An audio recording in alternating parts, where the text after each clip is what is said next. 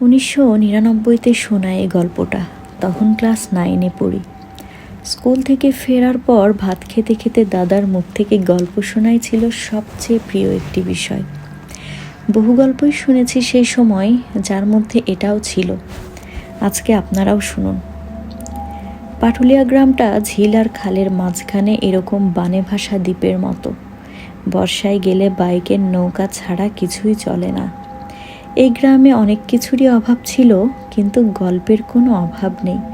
আর সেই গল্পের ভেতর সবচেয়ে বেশি ঘোরে পাটুলিয়ার পীর সাহেব।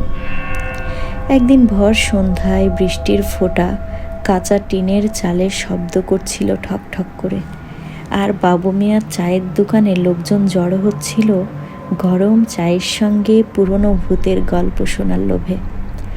দোকানের সামনে কুয়াশার মতো ধোয়া, কেউ কেউ বিড়ি খাচ্ছিল। এমনই একদিনে মুফিস কাকা আবার খুলে বসলেন সেই পুরনো কথা।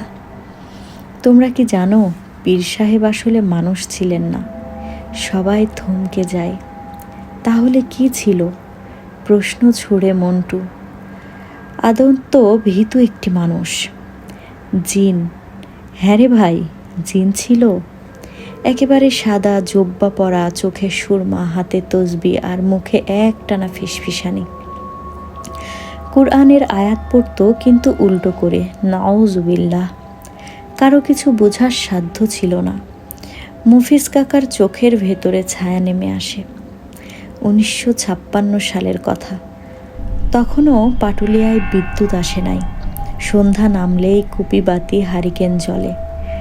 ঠিক এমন এক সন্ধ্যায় এক পীর সাহেব এলেন। কেউ জানে না কোথা থেকে আসলেন।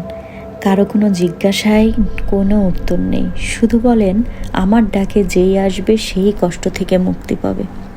প্রথম প্রথম লোকজন খুব একটা পাত্তা না দিলেও ধীরে ধীরে বিশ্বাস করতে শুরু করলো।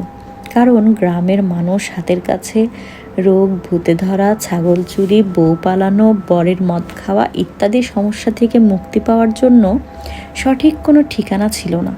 অতএব ধীরে ধীরে মানুষজন নিজের সমস্যা নিয়ে এই পীর সাহেবের কুটিরে আসতে শুরু করলো। সবার প্রথমে আদম আলী, তার ছেলে জ্বরে কাতর।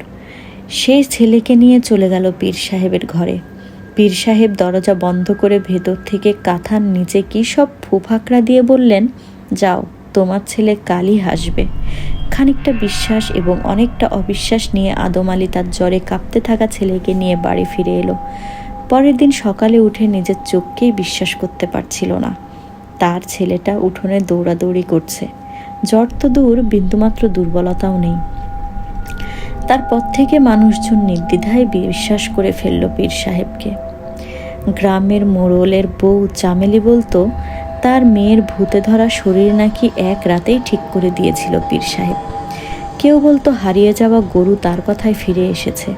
বিশ্বাসের সঙ্গে সঙ্গে মানুষের কৌতূহলও বাড়তে লাগলো। কি এমন জাদু জানেন তিনি, যাতে সবার সমস্যা সমাধান করে ফেলছেন? লোকজন সুযোগ পেলেই রাতের বেলায় চুপি চুপি পীর সাহেবের কুটিরে নজর রাখত। তবে সেভাবে কোনো দিন কেউ কিছু দেখতে পেয়েছে বলে মনে হয় না।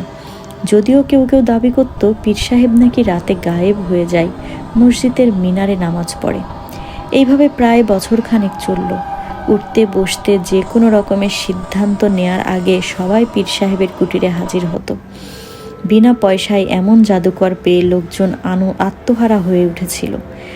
আর ঠিক সেই সময় শামসু মাঝির স্ত্রী হারিয়ে গেল। যেদিন হারিয়ে যায় সেদিন নাকি গ্রামের কিছু বউ তাকে পীর সাহেবের কুটিরের দিকে যেতে দেখেছিল।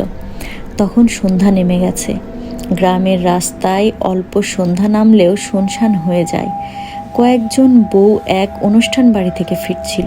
তখন তারা শিমলিকে কেমন একটা উদ্ভ্রান্তের মতো খালি পায়ে পীর সাহেবের কুটিরের দিকে যেতে দেখে। কৌতূহলবশত তারা পিছু নেয়, কিন্তু কুটিরের কাছে পৌঁছে দেখে শিমলি পীর সাহেবের কুটিরে পৌঁছে দাঁড়িয়ে, চুল খোলা, গলার মালাটা আঙুলে জড়িয়ে বনবন করে ঘোরাচ্ছে, আর চোখে অদ্ভুত এক শূন্য বৃষ্টি। ভয়ের ঠেলায় সবাই দৌড়ে পালিয়ে আসে, কিন্তু সে সাহস করে কিছুই বলতে পারে না। ঠিক তার পরদিন থেকে শিমলির কোনোই খোঁজ নেই।